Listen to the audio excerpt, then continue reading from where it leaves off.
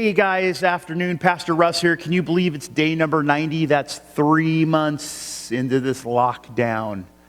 Hoping it ends soon. Amen. Hey, since we've all started this whole thing with COVID and we've been separated physically as a church, I have had so many people message me or text me or even call me and say that they feel isolated, alone, and paralyzed during the last 3 months, but especially with the events of the last 2 weeks and what's happening around them. I think to some degree we've all felt these things, right? Personally, I've learned way more than ever imagined that I would ever need to know as a pastor to navigate through an online ministry and how to use various programs to make ministry possible.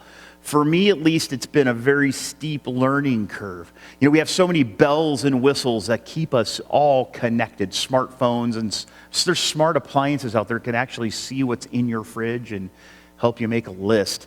Apps that track your kids driving or where they're going. GPS, which helps us, gives us direction as we travel. And all of these things are good and they're helpful. But what is interesting is that even with all of this, there's so many people that feel alone. We feel disconnected from each other, and because of that, sometimes we feel disconnected from God.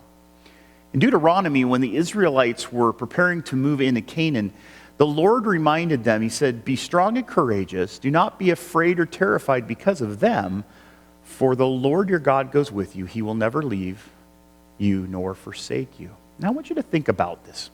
Even with all the blessing and support the Lord gave the Israelites, all their needs, food, water, direction by day and by night, they still had fear in their hearts.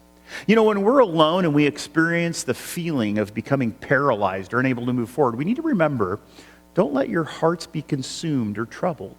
Hebrews 13 verse 5 says, "Keep your lives free from the love of money and be content with what you have, because God has said, 'Never will I leave you, never will I forsake you.'" God is with you right now, and he will be with you tomorrow. And here's the promise that he gives us from the word, that he will never leave you and he will never forsake you. Isn't that a great promise for 90 days in, and especially on a Wednesday as we're getting over that hump of the week? God be with you. We can't wait to open again and be with you in person, and we hope that'll be sooner than later. Amen. We'll see you tomorrow for day number 91 of the Great COVID Lockdown, this series. God bless you. We love you. Bye.